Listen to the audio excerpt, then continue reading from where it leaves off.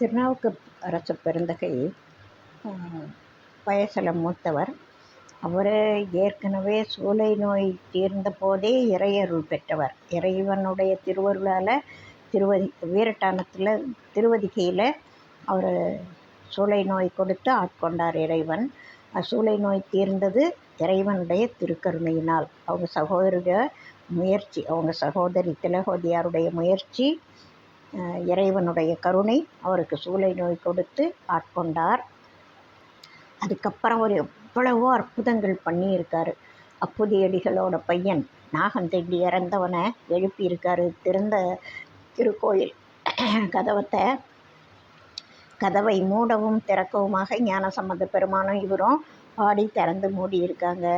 ஏராளமான அற்புதங்கள் பண்ணியிருந்தாலும் அவருக்கு கைலைக்கு போகணும் அப்படின்னு ஒரு பெரிய ஆசை. இறைவனை கைலையில் பார்க்கணும், கைலாயம் போய் இறைவனை தரிசனம் பண்ணணும் சிவபெருமானுன்னு ஒரு ஆசை. போய்கிட்டே இருக்கிறாரு, அவரால் முடியல. அப்போ இறைவன் என்ன செய்கிறாரு, இவர் இருக்கிற இடத்துக்கு இறைவன் வந்து காட்சி கொடுக்குறார். இவர் திருவையாறு போயிருக்கார்.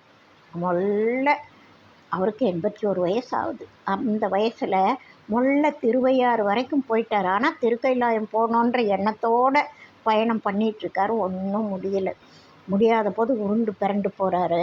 அப்போ இறைவன் காட்சி கொடுக்குறார். கைலை காட்சியை இங்கே கொடுக்குறார் திருவையாறில்.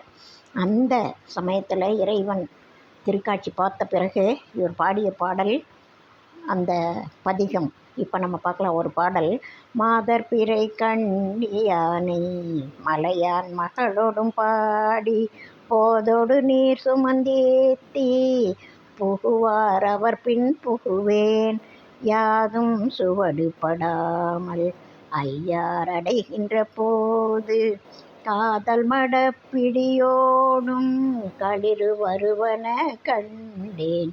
கண்டேன் அவர் திருப்பாதம் கண்டறியாதன கண்டேன். ஐயாரில் இவருக்கு திருவையாறில் இறைவனுடைய திருக்காட்சியை கண்ட பிறகு இவர் இப்போ நல்லா ஆயிட்டார். ஆடி பாடி அங்கே மலர் தூவி அர்ச்சிக்கிறதுக்கும் நீரிட்டு பூஜை பண்ணுறதுக்கும் அடியார்கள் தயாராக போயிட்டுருக்காங்க. தீர்த்தமும் மலர்களும் எடுத்துகிட்டு போயிட்டே இருக்காங்க. ஆடி பாடி களிப்போட போகிறாங்க. அந்த கூட்டத்தில் இவரும் சேர்ந்துட்டாராம். இவர் போகும் பொழுது இறைவனை தரிசிக்கிறார்.